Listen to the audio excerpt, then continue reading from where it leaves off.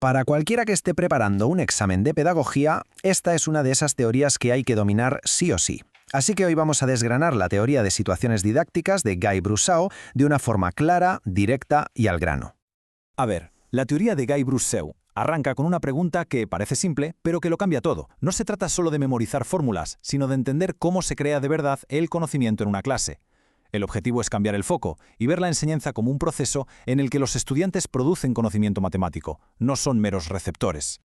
Para que no nos perdamos, hemos organizado esto en 5 puntos clave. Primero, la filosofía de base. Luego, esa batalla entre el estudiante y el problema.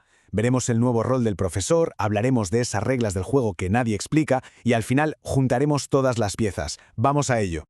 Empezamos por el corazón de la teoría, porque esto supone un cambio de mentalidad total. La idea de Brusseau nos obliga a dejar de ver al profesor como un simple altavoz de información. La idea central es esa, un giro de 180 grados de recibir pasivamente a crear activamente. Brusseau lo que dice es que el aprendizaje de verdad, el bueno, ocurre cuando alguien se enfrenta a un medio, a un entorno que le pone obstáculos, que le descoloca y le obliga a pensar y a buscarse la vida para encontrar una salida. Vale, muy bonito, pero ¿cómo pasa eso en la realidad? ¿Cómo se produce ese conocimiento? Pues todo empieza cuando el estudiante se enfrenta al problema a solas, sin que el profesor esté todo el rato encima. Y aquí llega el primer concepto que hay que subrayar con fosforito para el examen, la situación adidáctica. Pensemos en ello como si fuera un pequeño laboratorio de aprendizaje. Es ese momento en el que el estudiante está solo ante el peligro, trabajando con el problema, y lo que descubre tiene sentido por la propia lógica del reto, no porque se lo haya chivado el profesor. Y este proceso de aprendizaje es un ciclo, un bucle constante. Primero, el estudiante elige un camino y actúa. Segundo, el problema, el medio le responde, le da feedback. Y tercero, el estudiante mira ese resultado y decide qué hacer. Si su idea era buena, sigue por ahí. Si no, pues toca corregir el rumbo. Pero ojo, para que este laboratorio funcione, se tienen que dar dos condiciones sí o sí. Por un lado, tiene que haber libertad para elegir entre varias estrategias. Si solo hay un camino, no hay decisión real. Y por otro, el problema tiene que tener un objetivo claro, como ganar una partida o resolver un acertijo. Así, es la propia situación la que dice si se ha tenido éxito o no. Un momento. Si el profesor se echa a un lado, entonces, ¿qué hace? ¿Se pone a mirar por la ventana? Pues no, para nada. Su papel es, de hecho, mucho más complejo. Es el arquitecto de toda la experiencia. Para entender bien qué hace el profesor, es vital distinguir entre dos ideas. Por un lado está el conocimiento, con minúsculas, que es la herramienta que el estudiante crea para ese problema concreto. Y por otro, el saber, con mayúsculas, que es el conocimiento matemático oficial, el que está en los libros, el formal. El primer gran trabajo del profesor es lo que se llama la devolución. Es el arte de presentar un problema de tal forma que el estudiante lo haga suyo, que lo vea como un desafío personal y se sienta responsable de resolverlo, usando lo que ya sabe.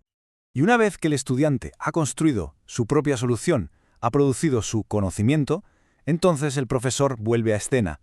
Es el momento de la institucionalización. Aquí es donde se conecta ese descubrimiento personal con el saber oficial. Se le pone nombre y se explica cómo esa idea sirve para muchas otras cosas.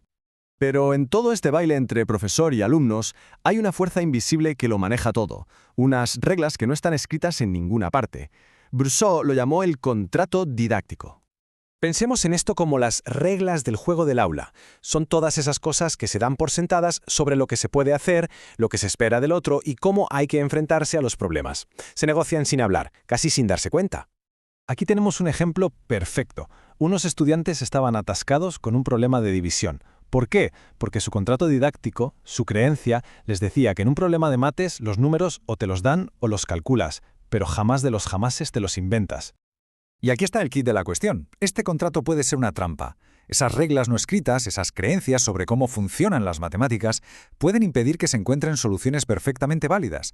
Es como tener unas anteojeras que no dejan ver todo el paisaje. Bueno, pues ya tenemos todas las piezas del puzzle sobre la mesa. Ahora vamos a dar un paso atrás y a ver cómo encajan para formar el sistema completo, cómo funciona toda esta maquinaria. Es casi como una coreografía. Primero, el contrato didáctico prepara el escenario. Después, el profesor hace la devolución, le pasa la pelota al estudiante. El estudiante entra en la situación didáctica y construye su conocimiento. Y finalmente, el profesor cierra el círculo con la institucionalización. Un resumen perfecto para el examen. Al final, ¿para qué tanto lío? Esto no es solo un método para enseñar matemáticas, es una filosofía. La teoría de Brousseau busca algo mucho más grande, que la escuela forme a personas con pensamiento crítico, con autonomía y que entiendan el poder que de verdad da el conocimiento. Y todo esto nos deja con una pregunta flotando en el aire, ¿no? ¿Qué contratos didácticos, qué reglas invisibles están moldeando la forma en la que cada cual aprende cada día, no solo en un aula, sino en la vida? Da que pensar.